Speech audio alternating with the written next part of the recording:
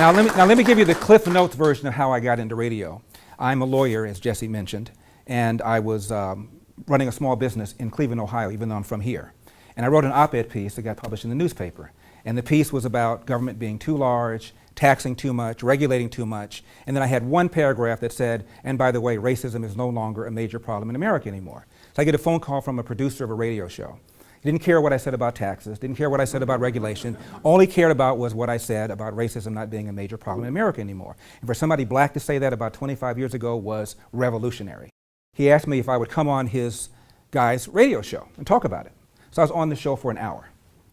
Now that I'm in talk radio, I know that when you have a guest on for a whole hour, that is an eternity. Normally you book somebody for one segment. If they stink, you can get rid of them. He had me on for a whole hour. And Cleveland is 50% black, so almost every phone call came from a black person.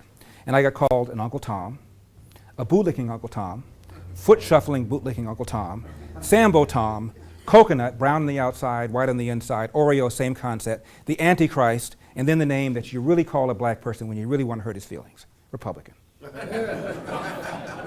So I get back to my office. I said, I'll never do this again. And the station manager calls, and he said, I heard you today. He said, you were amazing. I said, I was? Oh my God, you were funny. You have a good voice. You took difficult positions. You defended them without losing your temper. Have you ever thought about doing talk radio? And I said, no.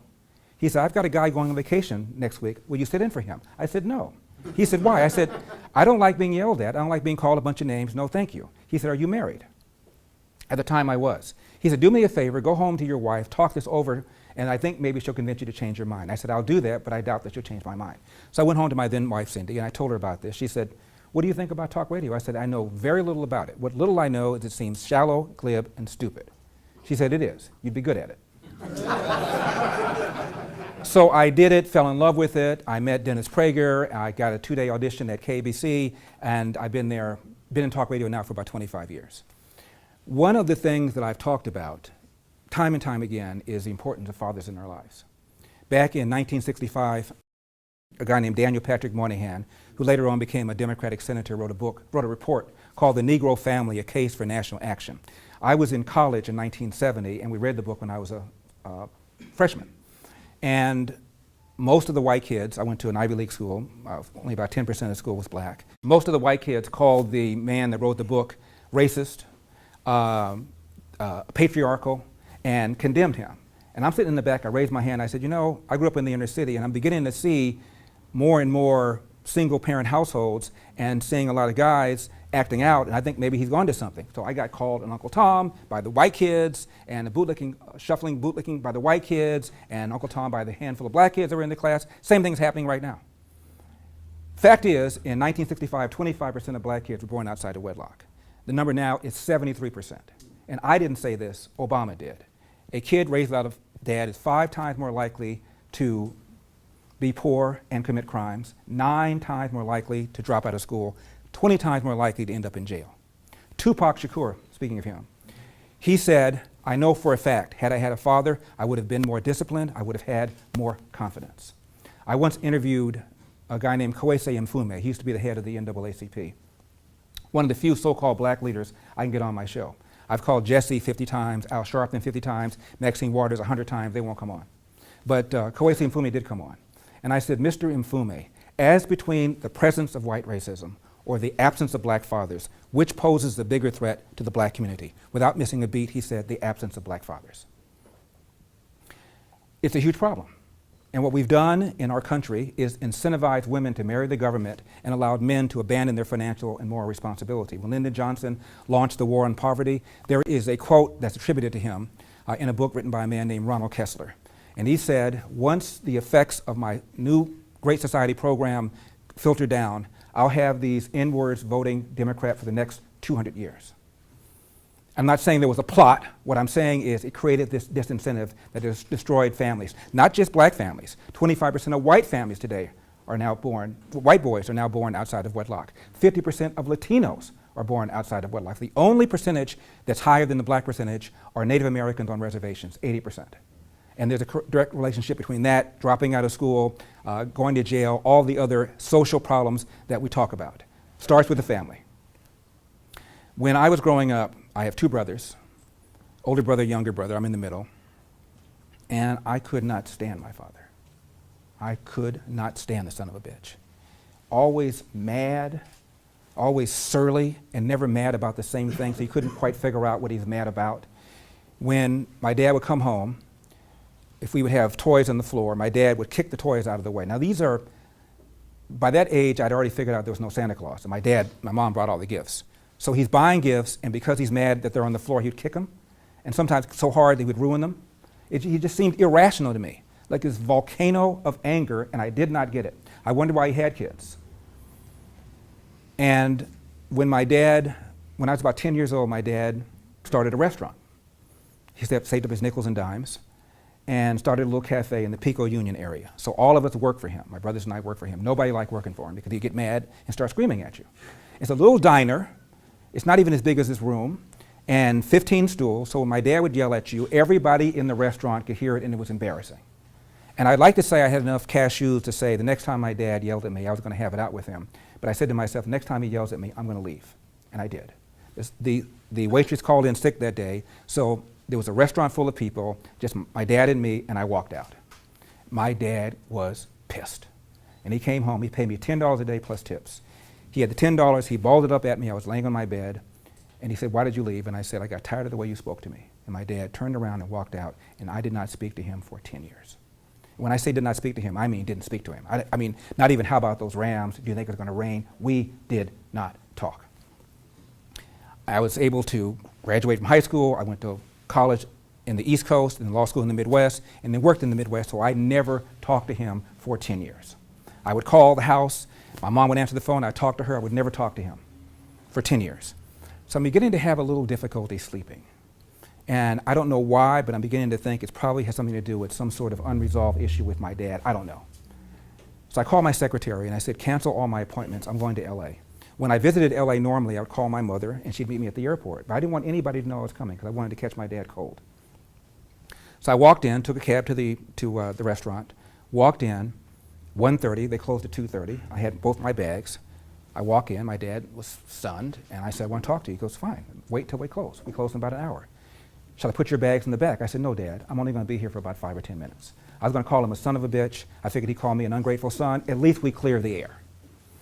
So my dad, I'm sitting there for an hour, and I'm saying to myself, all right, Larry, be cool. Don't tee off on him.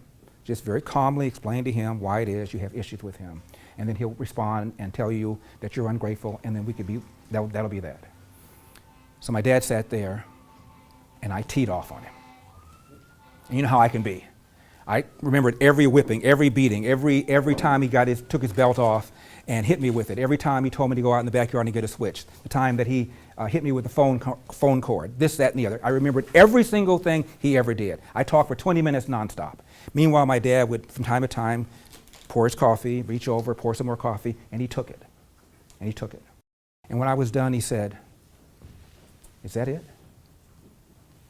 I said, yeah. He said, you didn't speak to me for 10 years because of that? I said, yeah. And my dad began telling me about his life. I didn't know anything at all about the man's life. There was kind of a no-fly zone over my dad's life. For the first of 2 times, I saw my dad cry. Second time was when my mom died. It was the first time I ever saw him cry. My dad said, let me tell you about my father. And I found out then at the age of 25 that my last name, Elder, is not the name of my dad's biological father. My dad never met his biological father, he told me then. The man Elder was in his life the longest. His mother had a series of boyfriends. She was illiterate. She could neither read nor write, which is why, by the way, my dad doesn't know his birthday. Wasn't born in a hospital, born in the back of a room. And because my grandmother was illiterate, couldn't even write down his birthday. When my dad enrolled in school, he's all telling me all this while we're sitting there. That's why the book is called Dear Father, Dear Son, 2 Lives, 8 Hours. We talk for 8 hours. Every now and then we get up to use the restroom. Outside of that, we talk for 8 hours. And my dad said when he enrolled in school, elementary school, lady said, what's your birthday? He said, I don't know. She wrote down May 25, which was her birthday. That's the birthday that we celebrated. So this man, Elder, was an alcoholic who was physically abusive to his mother, physically abusive to my dad. He was a drunk. Every now and then he would work, and when he would work, he would give her the money because he knew that he would blow it drinking. So come Wednesday, he'd ask for the money. She wouldn't give it to him. He beat the crap out of her. My dad would intervene. He beat the crap out of him. That was Elder. And there was a bunch of other boyfriends in his life. My dad is 13 years old. He comes home from school, begins to quarrel with his mother's then boyfriend. She sides with the boyfriend, throws my father out of the house, never to return.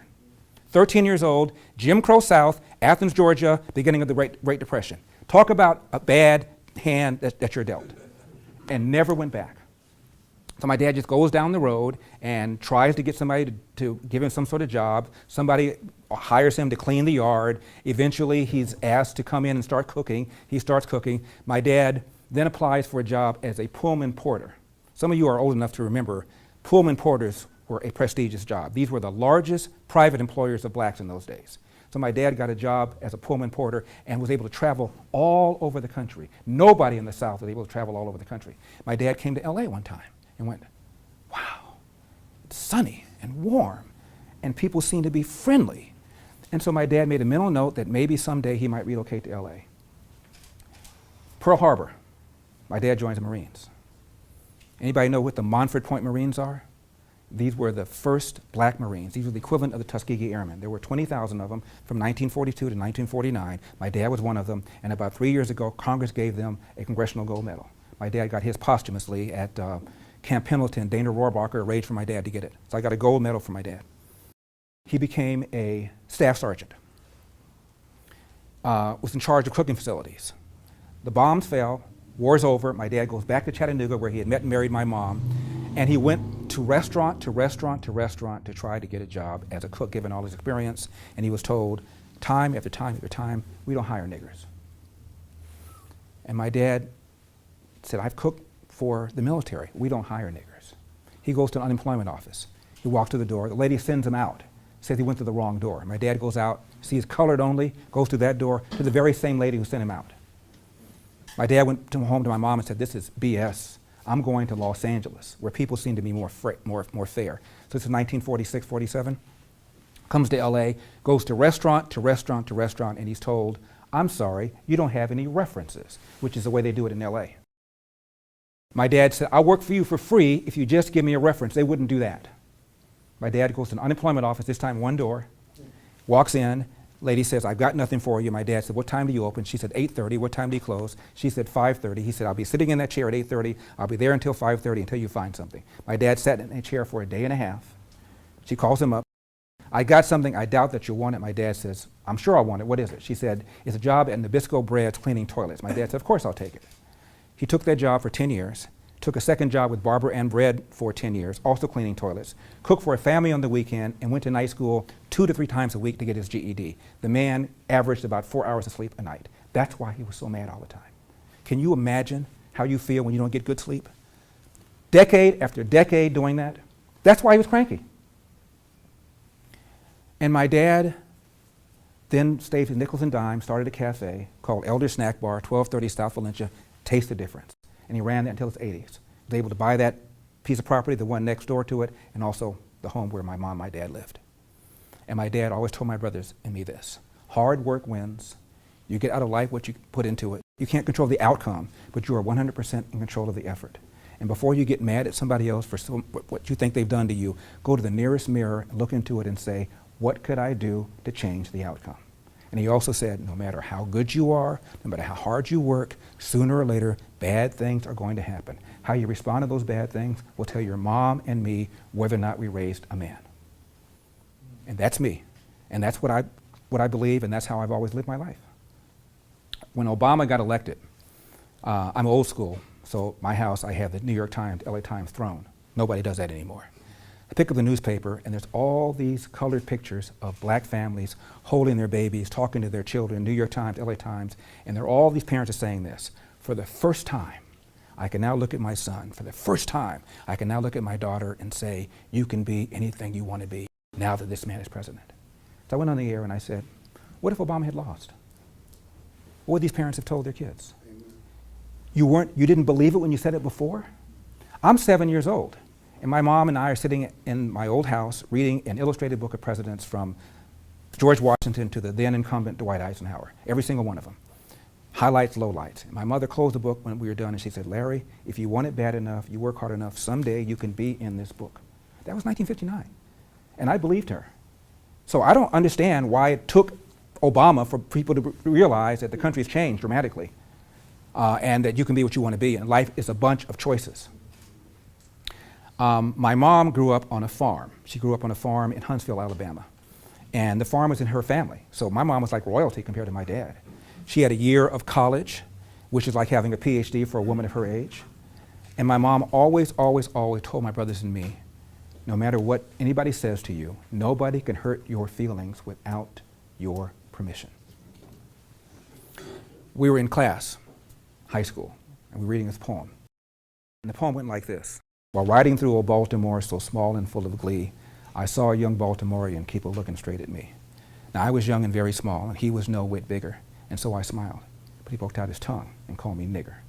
I saw the whole of Baltimore from May until September. Of all the things that happened there, that's all that I remember. Well, I was pissed. Teacher was pissed. Class was pissed. Everybody was pissed. Teacher talked about how this was going to permanently stain this kid's psyche, that his self-esteem was always going to be low as a result of this. He'll always, always, always think of himself as a second-class citizen as a result of this. So I went home. My mom was in the kitchen stirring a big pot of greens. I'll never forget it. I said, Mom, we read this poem in class. I want to get your reaction to it. She goes, what is it? I said, it goes like this. While riding through old Baltimore, so small and full of glee, I saw a young Baltimorean keep a looking straight at me. Now, I was young and very small, and he was no whit bigger, and so I smiled. But he poked out his tongue and called me nigger. I saw the whole of Baltimore from May until September. Of all the things that happened there, that's all that I remember. My mother said, Larry, what a darn shame he allowed something so trivial to spoil his vacation. Whole different attitude than the teachers. I was just telling Jesse, we were talking about basketball and about Steph Curry and about LeBron James and some of these ball players. And I said, what a lot of people don't realize when they watch these players is not only are they skillful, not only are they good, but they also, especially the ones in the inner city like LeBron James, had to navigate through that to get there. Because for every LeBron James, I'm telling you, there's 20 of them out there in the playground right now. Same skill, just didn't do it. I was at my aunt's house one time, my aunt in Detroit. She kind of, almost like Jesse Lee, people would drop in and talk with her because she was so motivational. And I was in law school at University of Michigan. So I was visiting her, and I was telling her about my first year classes and what I was doing, and there was this guy who was there who was kind of a drinking buddy of my aunt's. And all of a sudden he starts crying. And I look up. I said, excuse me, did I say something wrong? And he said, I wanted to be a lawyer too, but I got involved in a bunch of jackassery. And I did it to myself. He didn't blame anybody. And I see this time and time and time again. There was a kid when I was growing up named Perry. Some of you probably know who Bo Jackson was. Yeah. Great athlete, amazing athlete, football player, baseball player, you name the sport, he did it. Well, this guy was like that. I'm telling you, every bit as good as Bo Jackson. He was the quarterback for the football team. He was the two-guard for the basketball team. He was the best pitcher in the baseball team. Perry picked up a tennis racket and started playing around with it and tried out for the tennis team after 2 weeks and made the team. You name the sport, he could do it. Yeah. But he had an attitude. And at the time, I didn't quite understand it. But he would not only beat you, but he would also berate you while he was beating you, so he was not popular in class. But I admired him because I always wanted to be an athlete and I wasn't. And he admired me because he always wanted to be more academically oriented and he wasn't. So we made kind of a funky little team. And when the coaches from Marquette and from UCLA and from Duke and from North Carolina came to scout him, everybody did, they talked to the coach. What's he like? Coach told the truth. He's a coach killer. You put this guy on your team, you won't be able to manage him. I can barely manage him, he said. And he told him about the time I was there. Perry came to practice late. He often came to practice late because he was the man. And for the first time, the coach lit into him, verbally tongue lashed him. Perry took off his jersey, threw it at the coach's face, and he started the next game because he wanted to win. Not right now, because he wanted to win. And rather than sit his ass down and say, this is how it's going to be, this happened to him over and over and over again. I'll tell you one time, we were in the 3rd or 4th grade, and they were choosing the all-star players for kickball. I don't know if they still play kickball now. But I was an okay kickball player, but not as good as Perry. But Perry wasn't chosen because the kids didn't like him. So he's left off, even though by far the best kickball player in the class. So after the class was over, I went up to the teacher. We were friends, and I said, he didn't know I was going to do this. And I said, you know, it's not fair that Perry's not on the team. He's the best kickball player in the class, and because people don't like him, they've not chosen him. I don't think it's fair. I want to give him my seat.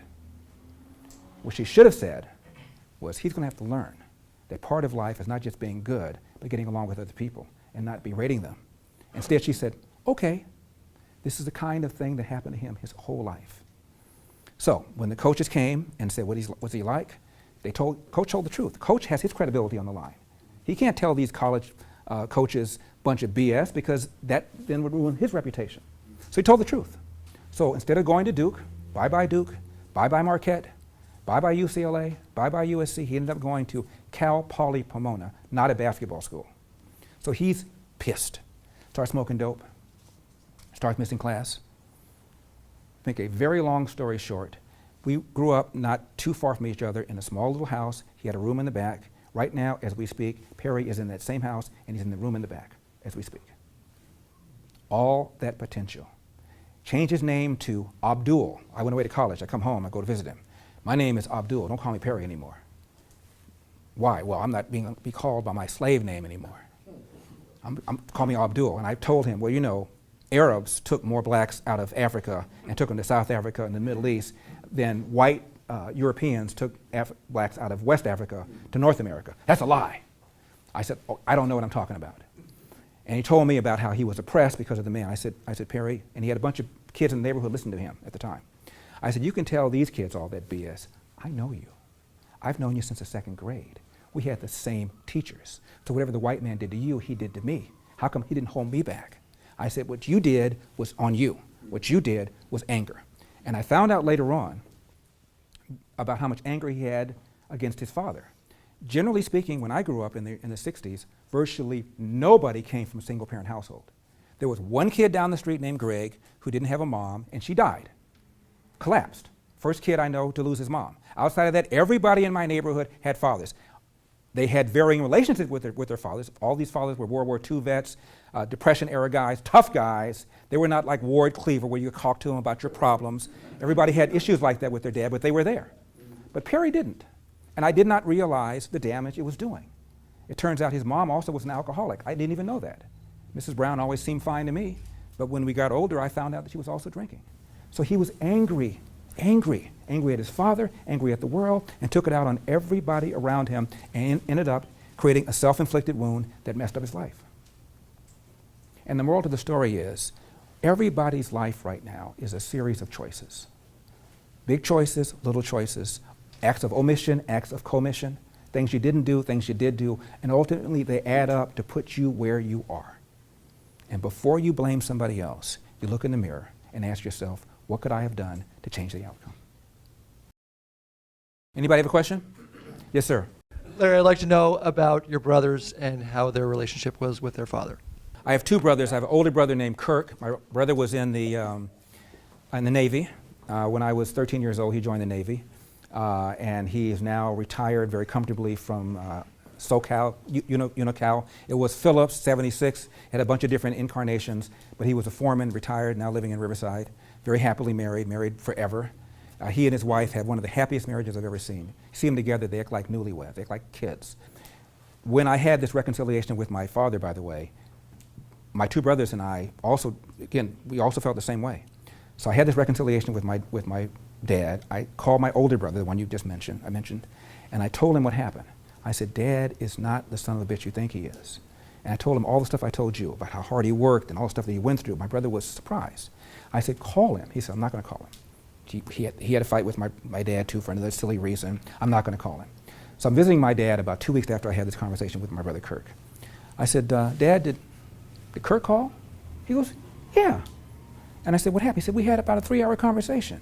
I said, really? And he says, I just feel so much better about him. So I improved my relationship, my brother's relationship with my dad. My little brother had done a lot of drugs. He was also diabetic. My little brother died at about the age of 42. Never really reconciled with my dad either, and even though I talked to him about it. But around the time I talked to him about it, my brother was very, very sick and never did reconcile. But my dad's relationship or non-relationship with all three of us affected us. There's no question about it. but my little brother more so than me and my older brother. He was not as strong. We fought all the time, by the way, and I feel some degree of guilt over this, only slightly because I was so young, and I don't believe in beating yourself up for something that you didn't know when you were that age. But we didn't get along. We were 15 months apart, and we fought all the time. If somebody said yes, Dennis would say no. Somebody said up, Dennis would say down. Left, Dennis would say right. And whatever I did, Dennis did the opposite of it. And I didn't realize it until I got into college. I was a very, very good student. Made A's without even trying. Dennis had difficulty. And in those days, teachers said insensitive things like, why aren't you the way your brother is? So he heard this all the time. So Dennis said, F this, I'm going to be the anti-Larry. I didn't realize that until I got into college. I studied psychology about what happens when you follow a brother who's done very, very well, and the pressure it puts on somebody else.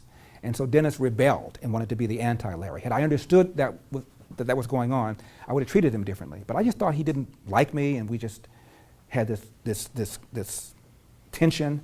And I now realize he was jealous.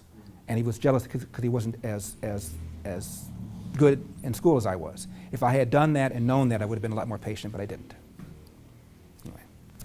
Yes, sir. Larry, can you talk briefly about Thomas Sowell and how you came to meet him? And Thomas Sowell is in his 80s now, and he is an economist and probably the smartest person I've ever been around. Happens to be black. I first saw Thomas Sowell when I would watch Firing Line, the show that William F. Buckley had on PBS for 20 some odd years. And Thomas Sowell came on the show and started talking about how he thought racism was not a major problem in America anymore, which stunned me because I'm 14.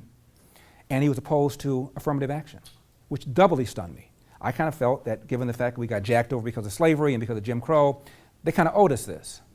And he talked about how if you don't raise your game, you'll always be a second-class citizen. It's not fair to make other people who are white stand at the back of the bus because of something that their forefathers did. He talked about the small number of white people that have any real connection with slavery. Right now, only about 5 white Americans have any real generational connection to slavery, meaning that their ancestors owned slaves. Even during slavery in the South, only 1 out of 10 people owned slaves, and most of those only owned 1 or 2 because they were expensive. Most white people have come to the country after that. So when you look at all the white people in America, only about 5% have any real connection to slavery. And he said stuff like that. So why should everybody else pay for something that their ancestors had nothing to do with? And I was flabbergasted by that.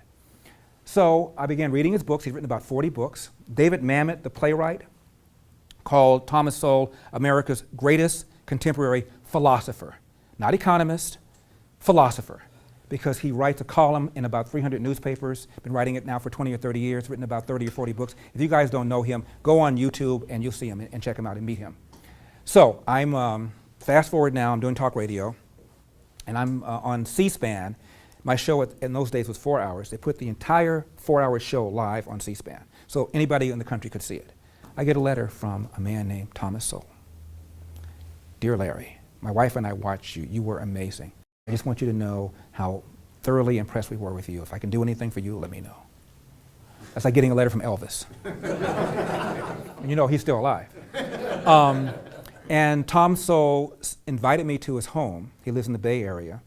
He's so secretive. I mean, you should see the mail I get, death threats I get. Imagine the death threats he got 30 years ago saying this kind of stuff. So in his office at Stanford, he doesn't even have his name on the door. He's had so many death threats. He won't even give you his address. When he asked me to come up to visit him, he picked me up from the airport. He wasn't going to give me his address. So we went to his house. We spent the weekend together. And I just asked him questions, and it was just probably one of the best weekends I've ever had. He's also a photographer, and you should go online and see some of his work. And he said if he could do it all over again, he would have been a photographer full time. And I said, that's what I said. I said, Tom, honestly, your pictures are wonderful, but there are a lot of good photographers. There's only one contemporary, greatest American contemporary philosopher, and that's you. Anyway, he's an amazing guy. He does a lot of work about the damage done by many of these programs that the left thinks that they're helping. Minimum wage, for example. Most people think minimum wage is just something that needs to be done because if you don't have a minimum wage, bosses are so cheap and so ornery, they won't pay you jack. Turns out that before the minimum wage, a black teenager was more likely to have a job than a white teenager. Why? Because a black teenager would market lower wages. I worked for less money than this white kid would. His cost of living was lower, so black kids were able to market their skills lower than a white kid. All of a sudden, the law comes in, designed, by the way, by white racists, because they were tired of these unskilled black teenagers taking jobs away from other white teenagers. So all of a sudden, they put in a minimum wage telling people, you got to pay here. Well, this guy's willing to work here. Sorry, you got to pay here. Well, if you're going to pay here, you can get some white people to do that. And so for the first time, white teenagers began to have more jobs as a percentage than black teenagers. It had the opposite effect that most black people today, left-wing people today, think it has. So you have Hillary and Obama all raising the minimum wage, having no blooming idea how much damage this is doing to the very people they claim that they care about. He also talks a lot about family and about the relationship between the welfare state and single-parent households and how much damage it's doing. He's where I've gotten a lot of my data, my information, he's just an incredible guy. So Thomas Sowell, S-O-W-E-L-L is his name. Yes, sir. While I was listening to your story about your father, I was reminded of my own journey growing up and having various opportunities to develop multiple skills. I'm currently a graphic artist, but I've also done construction work for people. I've worked in theater. I used to be an aircraft mechanic in the Air Force. Renaissance man. I try to, and I look at my peers and I try to convince them that they could do the same thing, but they don't. Because it seems like they have these big, like dreams. Oh, I want to be an entertainer, or I want to do this, but they either don't know how to get there, or they don't want to take the steps to get there. So what would you say to them? I would tell them if there's a shortcut, I'd have found it. There isn't. I'm sorry. It's hard work. It's not going to be a lot of fun a lot of time. That's why it's important to try and find something that you enjoy, because you put the time into it. But there's no shortcut.